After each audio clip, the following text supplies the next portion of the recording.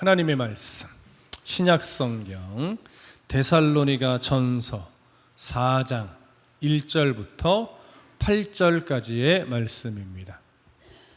데살로니가 전서 4장 1절부터 8절까지의 말씀.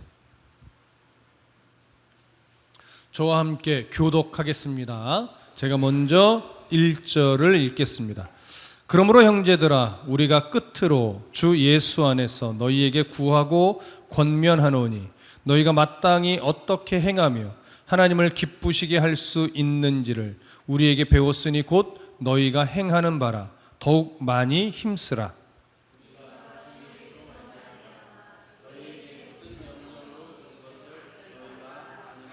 하나님의 뜻은 이것이니 너희의 거룩함이라. 곧 음란을 버리고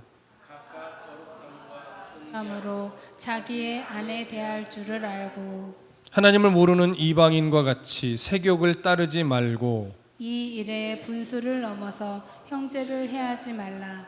이는 우리가 너희에게 미리 말하고 증언한 것과 같이 이 모든 일에 주께서 신원하여 주심이라. 하나님이 우리를 부르심은 부정하게 하심이 아니요 거룩하게 하심이니 그러므로 저버리는 자는 사람을 저버림이 아니요 너희에게 그의 성령을 주신 하나님을 저버림이니라. 아멘. 디모데가 바울에게 전해준 데살로니가 성도들에 대한 소식, 곧 그들이 믿음과 사랑의 기쁜 소식을 가지고 있다라고 하는 이 이야기는 힘겨운 선교 사역을 감당하고 있는 바울에게 큰 위로와 힘이 되었습니다. 그래서 데살로니가 성도들이 주 안에서 굳게 선 모습으로 인해서 바울도 힘을 낼 수 있는 용기를 갖게 되었다라고 바울이 고백할 정도였습니다. 바울은 기쁨 가운데서 데살로니가 성도들을 만나게 될 때를 소망했고 그들을 만나서 하나님의 말씀을 더 많이 가르쳐 주게 될 날을 기대하고 있었습니다. 이제 바울은 데살로니가 지역에 만연했던 성적 문란함을 지적하면서 성도들의 거룩한 삶에 대한 교훈을 줍니다. 그 부분을 차근차근 살펴보겠습니다. 자, 1절 우리 다 같이 다시 한번 읽겠습니다. 시작. 그러므로 형제들아, 우리가 끝으로 주 예수 안에서 너희에게 구하고 권면하노니 너희가 마땅히 어떻게 행하며 하나님을 기쁘시게 할 수 있는지를 우리에게 배웠으니 곧 너희가 행하는 바라 더욱 많이 힘쓰라. 자, 여기 보니까 시작을 그러므로 이렇게 합니다. 이 연결어는 바로 앞절, 그러니까 데살로니가 전서 3장 13절에서 너희 마음을 굳건하게 하시고 우리 주 예수께서 그의 모든 성도와 함께 강림하실 때에 하나님 우리 아버지 앞에서 거룩함에 흠이 없게 하시기를 원하노라 이렇게 말씀했는데 여기서 이것을 원인으로 하는 거예요. 그래서 앞에 거룩함에 흠이 없는 삶을 살아가게 하기 위한 그 실천적인 방안을 제시하겠다. 그러니까 거룩함에 흠이 없도록 너희가 살아가야 되는데 그 실천적 내용이 뭐냐? 바로 이것이다 라고 하면서 이제 제안을 하는 거죠. 오늘 본문에서 그것을 성적 문란함에서 지금 조심하라는 내용으로 연결을 하는 거예요. 자, 그래서 바울은 데살로니가 성도들을 향해서 이렇게 말합니다. 형제들아, 그들을 형제로 부르죠. 형제들아, 우리가 끝으로 주 예수 안에서 너희에게 구하고 권면하노니 라고 하는데 이 끝으로 라는 표현을 우리가 좀 잘 이해하셔야 돼요. 이것은 이제 끝맺는다 이런 의미가 아니라 추가적으로 이런 의미예요. 앞에서도 중요한 말을 했지만 이제 추가적으로 조금 더 중요한 권면을 할 거다 이런 의미로서 어떤 새로운 주제로의 전환을 담고 있는 표현이기도 합니다. 자, 이제부터 이제 그들이 주목해서 보아야 되는 내용인데 주 예수 안에서 너희에게 구하고 권면한다 이렇게 말하거든요. 주 예수 안에서라고 하는 것은 어떤 의미가 담겨 있냐면 데살로니가 교회 성도들에게 주 예수 안에서 통치를 받으며 살아가는 그 가치 기준을 가지고 이제 권면할 거야, 이런 의미거든요. 바울이 주 예수 그리스도의 통치 안에 가지고 있는 가치를 가지고 권한다라고 하는 것은 이면에 어떤 의미가 되냐면, 이미 데살로니가 교회 성도들은 주님의 통치 밖에서 살아가고 있다는 거예요. 주님의 통치 안에서 살아가고 있다는 거예요. 주님의 통치 안에서 이미 살아가고 있다라고 하는 거예요. 그리스도의 통치 안에서 살아가고 있으니까 바울도 그들에게 그리스도 예수의 통치 안에 있는 가치 기준을 가지고 권면을 한다라고 지금 말하는 것이죠. 그러니까 오늘 그리스도인들도 동일하게 왜 교회에서 목회자가 여러분들 그냥 좋은 말로 권면할 수 있잖아요. 살아갈 때 필요한 말, 마음에 힘들 때 위로가 주는 말, 삶 속에서 뭔가 도전과 용기를 줄 수 있는 말, 이런 말로도 설교를 할 수 있잖아요. 그런데 목회자가 교회 안에서 예배 가운데 전해지는 설교는 반드시 무조건 뭘 근거로 해서 설교해요?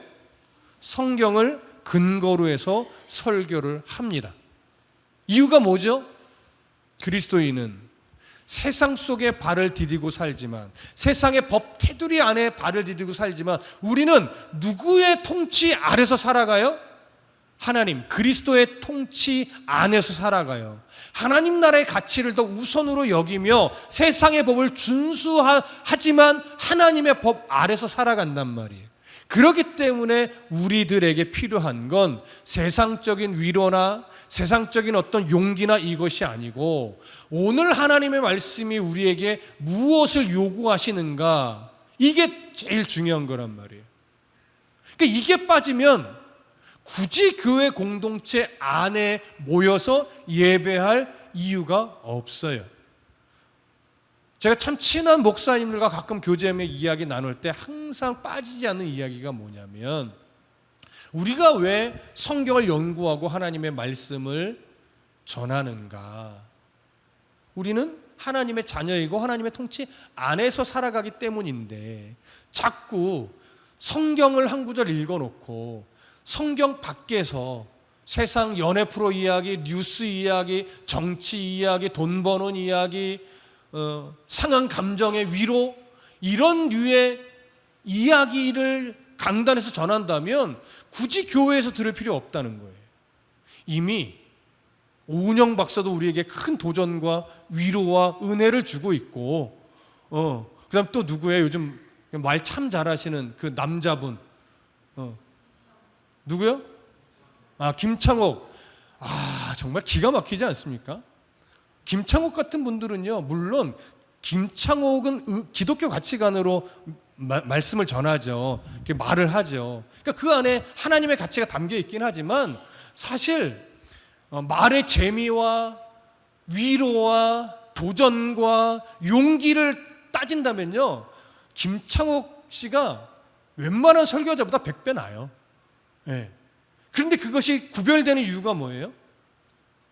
김창옥 씨는 어찌됐건 세상 안에서, 세상의 가치 안에서 바르게 생각하고 바르게 판단하는 그런 어떤 노하우를 전달하는 거라면, 강단에서는 그런 류의 이야기가 아니고 하나님의 가치 안에서 하나님의 그 은혜 영역 안에 있는 이들에게 하나님이 도대체 뭐라고 말씀하는가, 그걸 전하는 거니까 분명 다르단 말이에요. 그래서 바울이 말하는 거예요. 오늘 바울이 데살로니가 성도들에게 주 예수 안에서 너희에게 이제 구하고 권면한다. 하나님의 가치 안에 있는 그 말씀으로 너희에게 권면할 것이니 이제 깊이 잘 새겨서 들어라, 이런 말이죠. 그러니까 여러분들은 오늘 왜 저를 통해서 증거된 설교 말씀에 귀를 기울이느냐? 여러분들도 동일하게 그리스도 안에서 지금 삶을 살아내고 있는 분들이기 때문에 그래요. 그래서 저도 더 철저하게 세상적인 교훈을 주는 것이 아니고 성경에 기록된 하나님의 마음을 증거하기 위해 더 노력해야 하는 겁니다. 자, 바울이 데살로니가 성도들을 향해서 권면을 시작하면서 먼저 이렇게 말해요. 너희가 마땅히 어떻게 행하며 하나님을 기쁘시게 할 수 있는지를 우리에게 배웠으니. 이 말은 데살로니가 교회 성도들이 바울과 짧은 시간, 한 대략 5주 남짓 시간을 함께하면서 바울이 많은 것을 가르쳤는데, 그 가르침의 가장 중요한 핵심 중에 하나가 뭐냐면, 하나님을 어떻게 하면 기쁘시게 할 수 있는가, 우리의 삶 속에서 어떻게 하면 하나님을 기쁘시게 할 수 있는가, 이 부분에 대해서 같이 기준을 배웠다는 얘기예요. 그렇기 때문에 데살로니가 교회 성도들은요, 그래도 지금까지 어떤 기준으로 삶을 살아내고 있는 중이냐면, 어떻게 하면 하나님을 기쁘시게 할 수 있을까, 그 기준을 가지고 지금까지 그래도 삶을 살아내고 있었다라고 하는 거예요. 하나님을 기쁘시게 하는 기준을 가지고 있으니까 동족들의 핍박도 이겨낼 수 있었고, 유대인들의 회유도 물리칠 수가 있었던 거죠. 여기서 우리는요, 정말 중요한 그리스도인의 삶의 방향성이 무엇냐를 하나 배웁니다.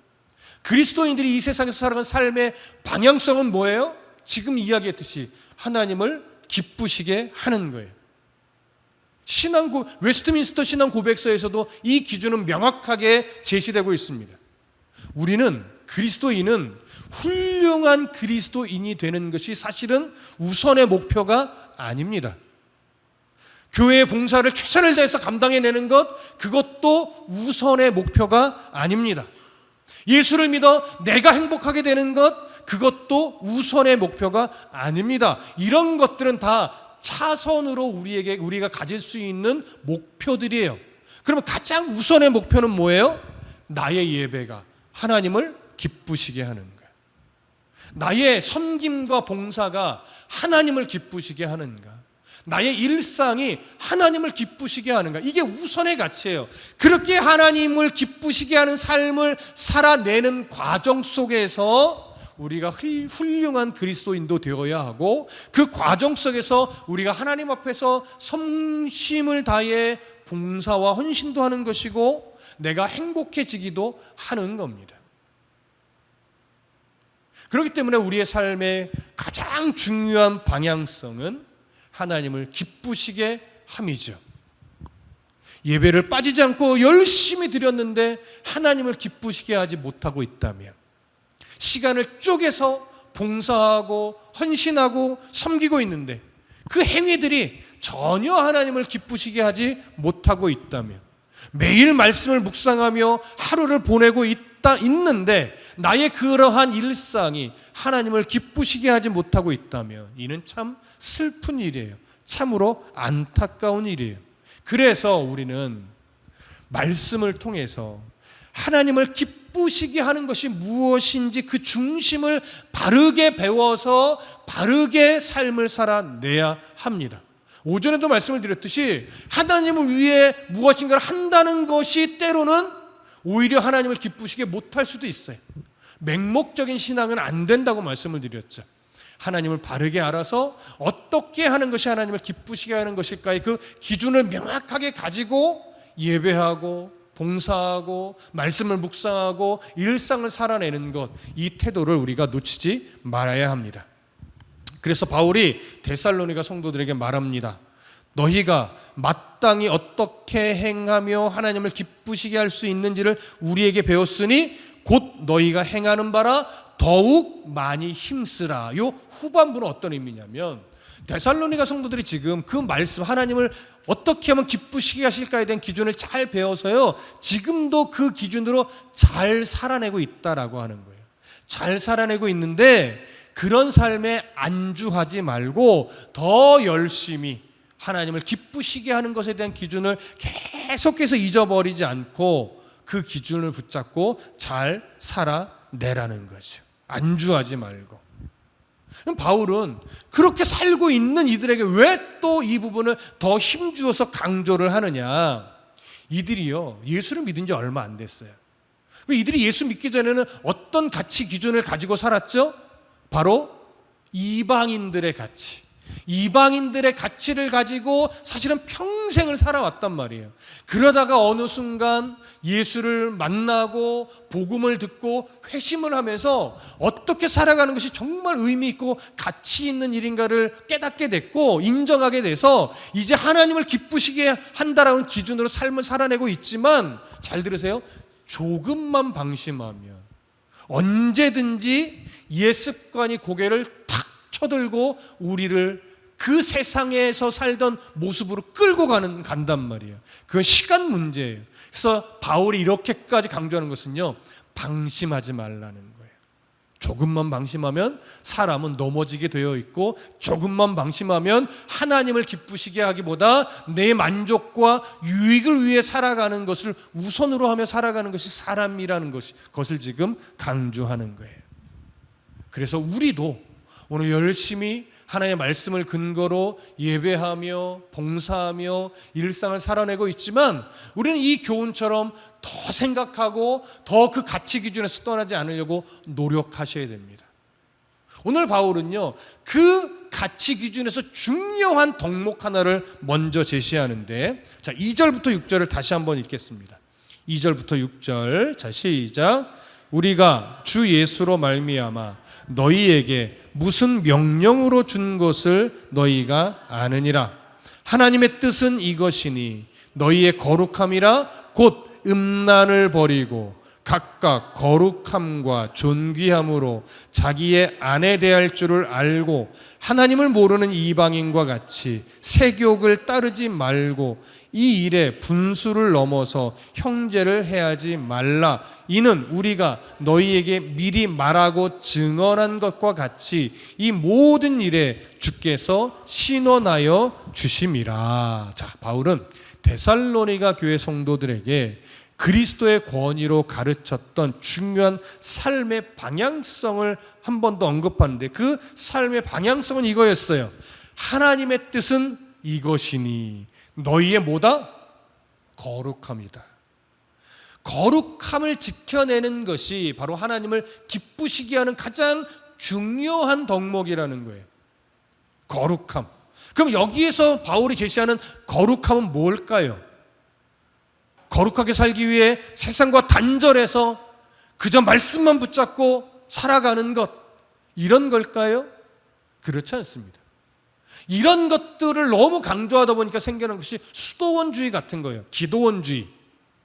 그러니까 수도원이나 기도원의 문화는요, 우리가 거룩하게 살기 위한 어떤 출발점이나 도전을 주는 이런 용도로는 유익한데, 세상과 단절해서 수도원 안에서만 죄와 싸움을 이기며 살아간다? 하나님은 그걸 거룩함이라고 말하지 않아요. 성경에서 말하는 거룩함, 바울이 제시하는 거룩함은요, 세상 속에서 구별되어 살아가는 거룩함을 말해요. 세상과 단절되어서 우리만의 세상 속에서 죄와 가까이 하지 않고 살아가는 거룩함이 아니에요. 죄가 만연한, 우리를 물어뜯고자 하는 이리떼가 가득한 그 세상 속에서 기꺼이 물리고 뜯기며 상처를 받으면서도 하나님을 드러내기 위해 구별되이 살아가는 것, 성경은, 바울은 이것을 거룩함이라고 말합니다. 그래서 이런 거룩함은요, 단번에 완성되지 않아요. 삶 속에서 끊임없이 훈련하면서 완성되어져 가는 겁니다. 이것을 신학적으로는 성화의 과정을 거쳐 영화로움의 단계를 향해 나아간다라고 말하죠. 그렇기 때문에 바울이 지금 우리에게 요구하는 하나님의 뜻은 이것이니 바로 거룩함이다, 너희의 거룩함이다 라고 할 때 이 말은 결코 쉬운 요구가 아니에요. 지금도 우리가 이 요구에 부합한 삶을 살아가려고 노력하고는 있지만 정말 어렵습니다. 세상 속에서 구별되어 거룩한 하나님의 자녀답게 살아가는 건 너무나 어려워서 우리가 예수를 처음 믿는 그 순간부터 훈련이 시작돼요. 예수를 믿은 지 10년이 돼도 이 훈련은 계속 받아가고 있고, 20년이 되어도 계속 받고 있고, 30년, 40년이 지나도 이 훈련은 여전히 우리에게 계속됩니다. 그래서 결코 쉽지 않은 요구예요. 하나님의 요구이며 우리의 노력 또한 필요한 이런 덕목이죠. 바울은 이렇게 세상 속에서 구별되어 거룩하게 살아가야 할 실천적 내용 중에 오늘 가장 먼저 제시하는 것이 무엇이냐? 음란을 버리라고 이야기합니다. 음란을 버리라고. 바울이 거룩한 성도의 삶에 필요한 대표적인 덕목으로 가장 우선의 덕목으로 음란을 제시한 이유가 뭘까요? 다른 여러 가지도 있을 수 있어요. 뭐 노름이 될 수도 있고, 그러니까 도박이 될 수도 있고, 또 뭐가 있을까요? 뭐 여러 가지 우리가 생각해 보면 많이 있을 수 있는데 그 중에 바울은 음란을 먼저 얘기합니다. 이유는 당시 로마 사회 속에서 살아가고 있는 도시들 안에 가장 심각한 문제가 바로 음란이었기 때문에 그래요. 제가 심각하다고 표현한 이건 로마 사회가 심각하다고 여긴 것이 아니라 로마 사회 문화를 바울이 바라보니까 가장 심각하다고 여겨지는 게 음란의 문제였던 거예요. 그러면 바울 당시 그리스 로마 문화 속에서 살아가는 도시들 안에는 이 음란과 관련하여 어떤 문제가 있었느냐? 그 사회 속에서 살아가는 사람들은요, 결혼이라고 하는 이 제도가 연애의 결과물이 아니었어요. 결혼은 그 당시에 어떻게 하는 거였느냐? 결혼은 당사자가 아니라 가족이 주선을 하거든요. 우리나라도 예전에는 부모님들이 주선을 했죠. 결혼할 당사자는 서로 한 번도 얼굴을 보지 못한 상태에서. 근데 이때도 그랬던 거예요. 그래서 대략 남자가 한 20대 중반쯤 되면 가족이 주선을 해서 이제 결혼할 여자를 데리고 오는데, 이 남자는 한 번도 만나보지 못한 몇 살 무렵의 여인을 대부분 만나냐면 10대 중반의 여자를 만나요. 아직 어린 아이죠. 어린 아이예요. 그러니까 10대 초중반의 아이들을 주선해서 결혼을 하게 되니까 여러분, 이게 부부 관계가 되겠습니까? 부부 관계가 안 돼요. 그러다 보니까 결혼은 유지하되 이 성적인 이 정욕은 어디서 채우느냐? 매춘부 또는 여자 노예 또는 사회의 하층 계급의 여인들과 말하자면 바람을 피우는 거예요. 그래서 육체적인 정욕은 그렇게 만족을 해요. 이런 일이요, 그냥 조용히 있었던 것이 아니고 그 문화 안에 그냥 스며 있었어요. 다반사였어요. 이것뿐만이 아니라 어떤 일들도 꽤 많았냐면 동성애도 꽤 많았고 근친상간도 심했어요. 자, 이런 걸 바울이 볼 때 어떡하겠습니까? 참 심각하다고 여기죠. 근데 바울이 생각하는 더 심각한 문제가 뭔지 아세요? 로마 사회는요, 이런 행위를 심각한 문제라고 여기지 않았어요. 그래서 금하지 않았어요. 금지, 이런 건 안 돼, 이렇게 사회에서 말하지 않았어요. 오히려 용인하고요, 어떤 성적 문란하면 그냥 장려하기도 했어요. 그러니까 지금의 우리의 가치로는 이해가 안 되는 거죠. 또한 이뿐만 아니라 어떤 이방 종교에서는 신전에 여자 창기를 두고서 여인들과 신전에서 성관계를 갖는 것을 제사의 행위로 이렇게 여기기도 했습니다. 마치 구약 시대의 소아시아 지역에서 바알을 숭배하는 자들이 풍요를 기원하는 제사를 드리기 위해서 신전 창기와의 그 성관계를 맺는 그런 행위와 거의 똑같았다라고 보면 됩니다. 자, 이런 문화가요, 바울 당시에만 만연했던 것이 아니고 바울 이전 시대부터 이건 만연해 왔던 거예요.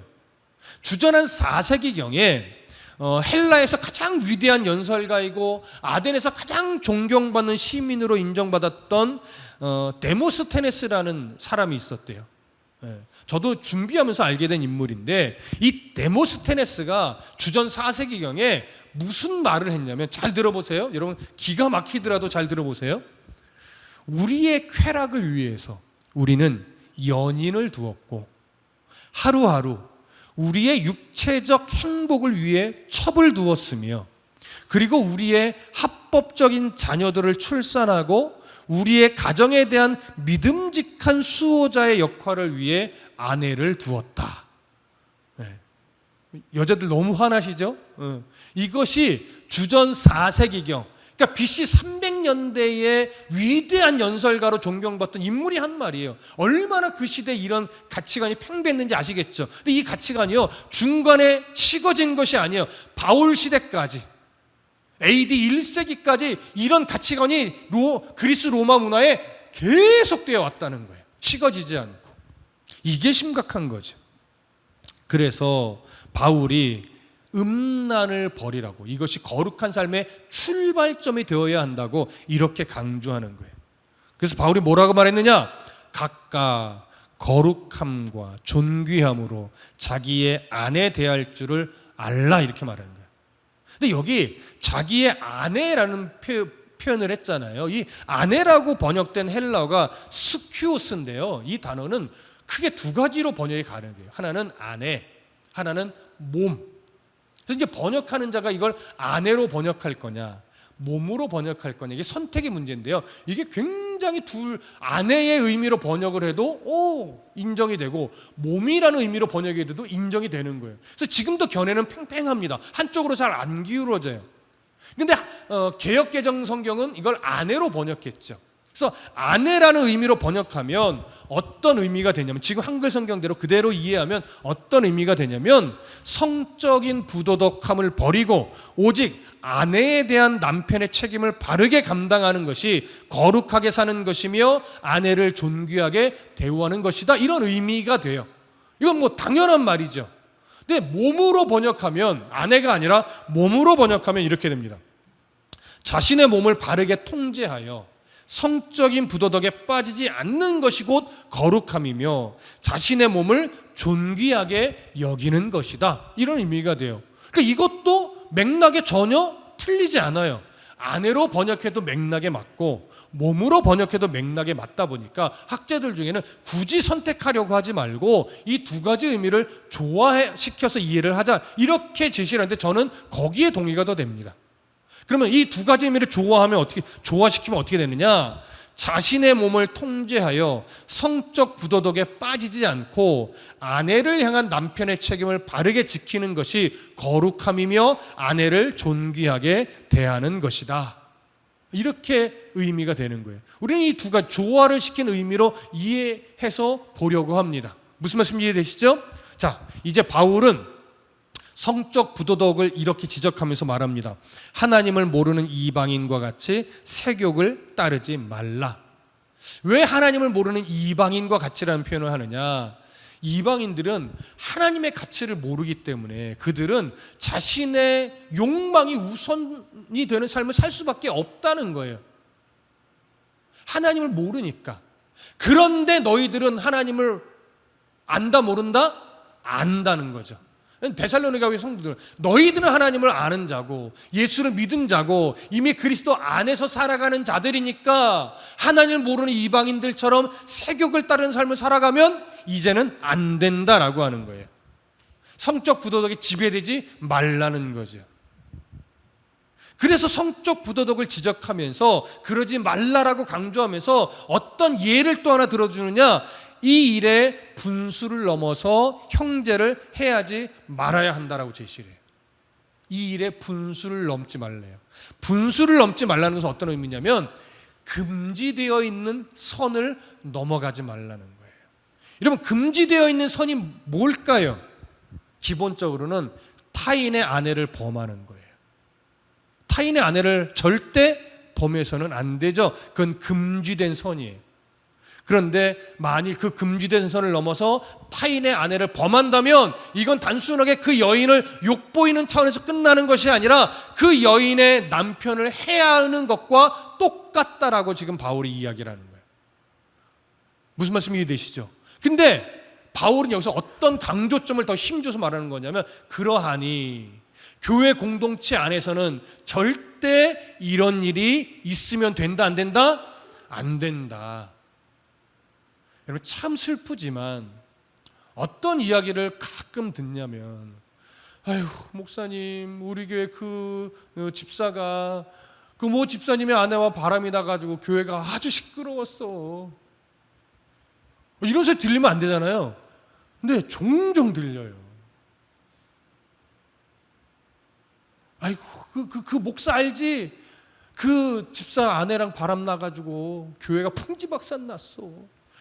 성도만이 아니에요. 목사와 또 성도 간에도 이게 이미 바울 시대도 바울이 얘기하고 있는 넘지 말아야 될 선이에요. 분수를 넘어서 형제를 해하지 말라. 그런 일을 벌이면 그 여인의 남편을 죽이는 것과 똑같다는 거예요. 이게 살인죄, 그러니까 바울이 볼 때는 살인죄인 거예요. 말하자면 그것과 똑같은 의미라는 거예요.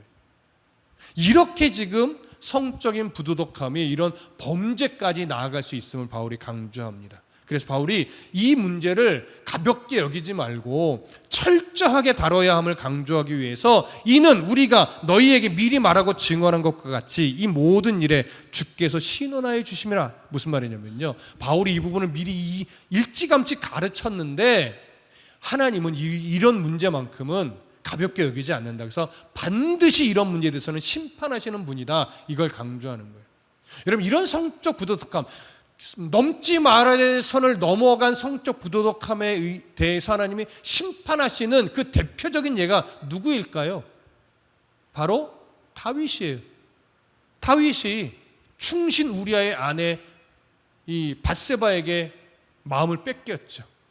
근데 신하가 분명히 얘기했어요. 충신의 아내입니다. 넘보지 마십시오. 이야기를 해줬어요. 옆에서 충원을 했어요. 그런데 그 말을 안 들었어요. 그래서 밧세바를 범했죠.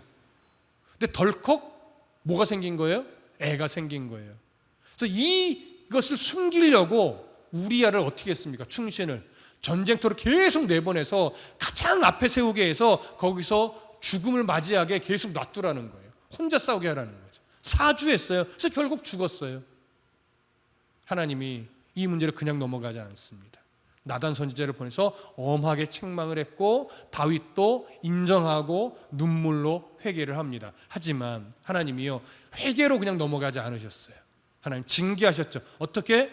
너와 밧세바 사이에서 생겨난 아이는 죽을 것이다. 실제로 다윗은 아이가 죽을 병에 걸리자 정말 금식하며 하나님 앞에 기도했지만 하나님 그 기도를 듣지 않으셨어요.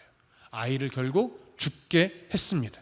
이렇게 하나님은 성적 부도덕함에 대해서 하나님은 악하게 보시고 반드시 심판하시는 하나님이라는 것 우리 가슴 깊이 새겨야 합니다. 하지만 여기서 한 가지 정리하실까요? 성이라고 하는 것, 그 자체로는 선도 아니고 악도 아니에요. 이런 것을 아디아포라의 문제라고 합니다. 그래서 그 자체로는 선도 아니고 악도 아니지만 어떻게 사용하느냐에 따라 선도 될 수 있고 악도 될 수 있다라고 하는 것이죠. 그래서 아디아포라 문제는 여러 가지가 있지만 대표적으로 성이 있고 돈이 있는 거예요. 물질.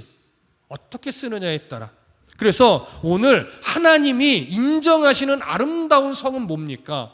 반드시 부부 관계 안에서 행해지는 성관계는 생육하고 번성하는 복을 누리는 아름다운 거예요. 이건 정말 아름다운 거예요. 하지만 부부 관계 밖에서 행해지는 성은 하나님이요, 그 어떤 것도 인정하거나 용납하지 않습니다. 이건 음란이고 이건 세욕을 따르는 거예요. 부부 관계 밖에서 생육하고 번성하는 복을 누리는 부부관계 밖에서의 행해지는 모든 성은 악하고 문란한 거예요. 현대사회처럼 성도착증과 성남용이 난무하고 있는 시대 속에서 우리가 이 가치를 분명하게 새겨야 합니다. 대중매체는 이제 노골적으로 성도착증, 성남용 이런 것들을 마치 개인적인 성취향처럼 포장하고 있어요. 미화시키고 있어요. 큰일이에요. 어떤 드라마도 재밌게 보다 보면 중간에 하나씩 꼭 이런 아주 불편한 성적인 뉘앙스를 하나씩 꼭 집어넣어요. 그래서 짜증날 때가 있어요. 굳이 안 넣어도 되는 드라마인데, 굳이 그 부분 없어도 되는 드라마인데, 재밌게 보고 있는데 꼭 그런 거 하나씩 집어넣어가지고 사람 열받게 만들고, 그게 세상이죠. 이런 세상 속에서 그리스도인들도 특히 젊은 세대가 성 가치가 미혹을 받습니다. 예수를 믿는 젊은 세대가 이런 혼란에 노출되어 있음을 우리는 부정할 수 없어요. 그래서 어릴 때부터 또 청년의 시절 때 성경이 말하고 있는 성의 가치를 정확하게 배워야 할 필요가 있는 겁니다. 자, 마지막 7절과 8절 우리 함께 읽겠습니다. 7절과 8절 시작.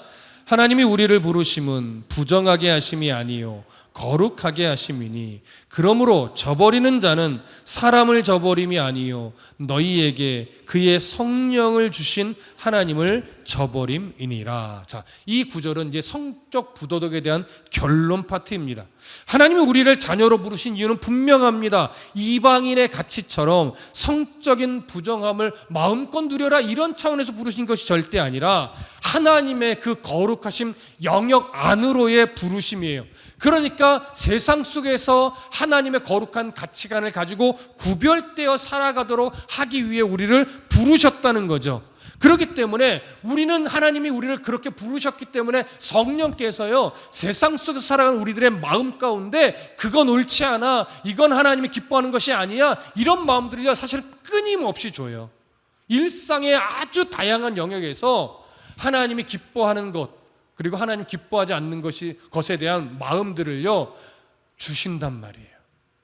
우리가 어떤 판단을 하고 선택을 해야 될 때 거의 다는 아니에요. 정말 판단하기 정말 어려운 문제도 있는데 보편적으로는요 사실은 하나님 뭘 기뻐하시는지 아는 경우가 훨씬 더 많아요. 아는데, 뭘 하나님이 기뻐하실지 아는데 내가 그 선택이 꺼려지는 거예요. 불편하니까, 또 그러고 싶지 않으니까, 그 선택을 안 하는 것이 사실은 내가 더 좋으니까 그냥 당위성을 얻고자 이렇게 물어보는 경우도 있어요. 상황이 이런데 어떤 걸 선택해야 될까요? 그러면 딱 뻔히 보이죠. 네가 알잖아 하면 대부분 맞아요, 이렇게 반응할 때가 많아요. 여러분, 그게 하나님이 우리를 부르시고 우리를 이미 구별된 존재로 삼으셨기 때문에 그런 갈등들이 일어나는 거예요. 하지만 그럼에도 우리들의 탐심과 욕심과 정욕은요 자꾸 우리 스스로를 합리화하면서 하나님이 주신 그거 아닌 거 알지라고 하는 마음들을 자꾸 외면하고 내가 원하는 선택을 자꾸 하려고 합니다. 이게 오늘 바울은 이 부분에 대해서 뭐라고 말하냐면 그의 성령을 주신 하나님을 저버린다라고 표현하는 거예요. 하나님이 우리를 버리는 것이 아니에요. 우리가 자꾸 그거 불편하다고, 그거 귀찮다고, 그거 별로 내게 만족스럽지 않다고 그 선택을 자꾸 안 해요. 이게 우리 스스로 하나님을 저버리는 거예요. 여러분 잘 기억하십시오. 아무리 우리가 하나님이 주신 마음을 자꾸 거절하고 밀어버리고 내 뜻대로 내 욕심대로 아무리 살아도 하나님은 우리를 버리지 않습니다. 끊임없이 우리들의 마음 가운데 불편함의 은혜를 줘요. 그거 아닌 거 알잖아. 너 그렇게 살면 안 된다는 거 알잖아. 너 그 선택 하나님이 안 기뻐하는 거 알잖아. 끊임없이 갈등의 메시지를 준단 말이죠. 그것이 싫어요. 불편해요. 그러고 싶지 않아요. 그렇게 돌아가는 경우가 많이 있기는 하지만 신앙의 철이 들고 하나님의 깊은 사랑을 깨닫게 되면 그 불편한 갈등이 내 안에 일어나고 있다는 것이 은혜였구나. 그 갈등이 나를 살렸구나. 그 갈등이 나를 하나님께로 가게 만들었구나. 이걸 알게 돼요. 그래서 감사하게 되죠. 이런 애씀을 성령과 조화를 이루는 삶이라고 하는 겁니다. 성령은 우리에게 괜찮아, 잘할 수 있어라고 위로만 주지 않습니다. 성령의 음성은요 많은 부분 너 그러면 안 돼, 너 그거 아니야, 너 자꾸 그렇게 가다가 큰일 난다, 이런 갈등을 많이 줍니다. 왜요? 우리의 욕심은 언제나 하나님의 뜻에 반대되는 쪽을 선택하는 성향으로 가게 되어 있거든요. 그래서 이런 하나님이 주신 갈등에 내가 올바르게 반응하며 순종하며 살아간다는 것은 바로 우리가 하나님의 성품을 닮아서 거룩한 그 완성의 단계를 향해 가고 있다라고 하는 증거예요. 그래서 성도의 거룩은 어느 날 갑자기 뜨거운 은혜를 받았다고 단번에 되어지는 일이 아닙니다. 어느 날 받은 뜨거운 은혜는 내가 드디어 거룩한 삶을 살아갈 수 있는 출발점에 우리를 세우는 것과 같은 거고요.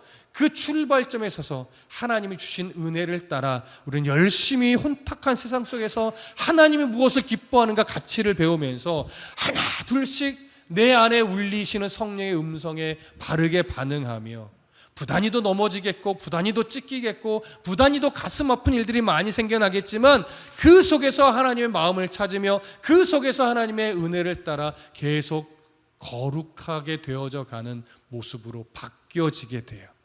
하나님은 이런 삶으로 우리를 계속 부르십니다. 거룩함으로 부르십니다. 바울은 그 출발점을 음란으로 제시를 했고 놀랍게도 오늘날도 이 메시지는 우리에게 똑같이 아멘으로 받아야 되는 그 메시지가 됩니다.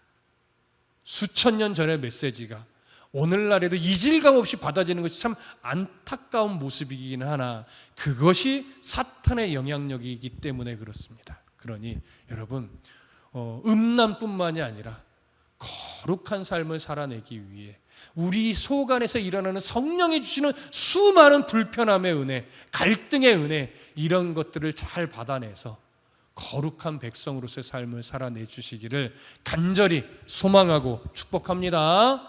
기도하겠습니다.